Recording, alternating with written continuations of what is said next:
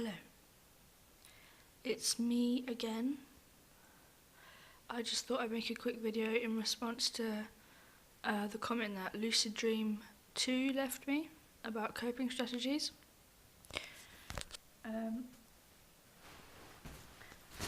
So the first thing I want to talk about is the way I deal with urges to self-harm or feeling suicidal and kind of not really wanting to do it but feeling like you should because it'll make you feel better. So even though I have self-harm recently, I haven't done it as much as I would have because I've been able to learn coping strategies. And it's none of this bullshit about drawing with red lines on your arms or snapping elastic bands against your wrist. It's about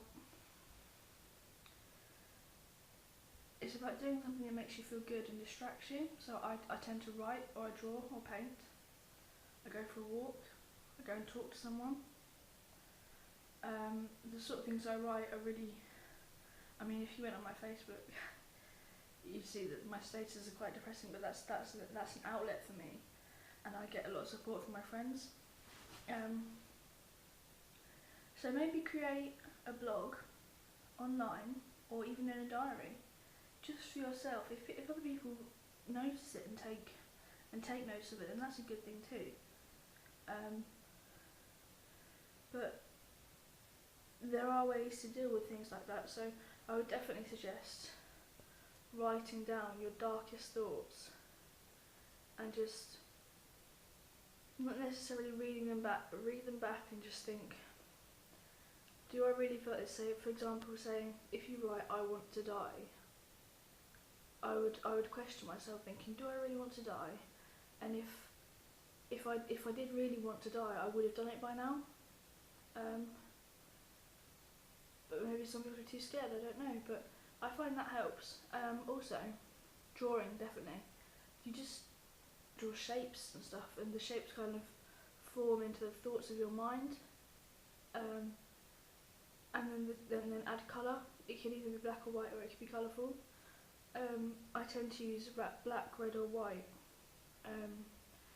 They tend to represent different emotions or different voices I'm hearing. And that helps also.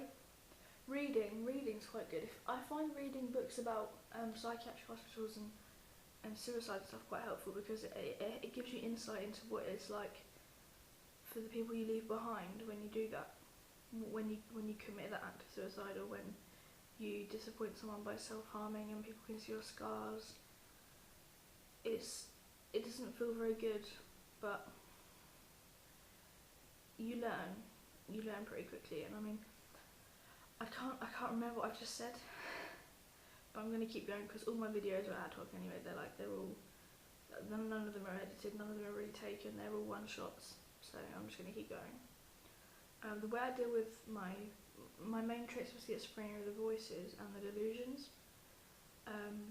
So the other night I woke up and I was 100% sure that these special agents were coming to get me with AR-15s, and I cried my eyes out and I went to the staff and I said, look, these people are coming to get me, you have to keep me safe. And they just tried to calm me down, but it didn't work. So eventually I came back to my bedroom, I sat down, I turned the light on and I listened to some soothing music, which was also a really good idea.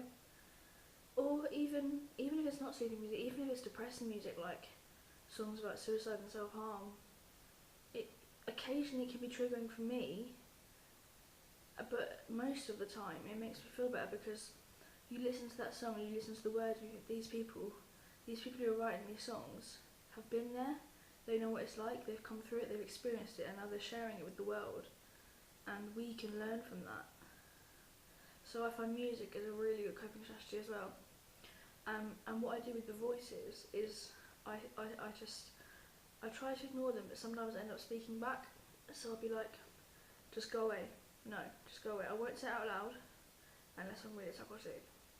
In my head, I would just picture a white box and I would turn from wall to wall, looking at the whiteness of the wall until the whole of my mind is filled with peace and tranquility and emptiness.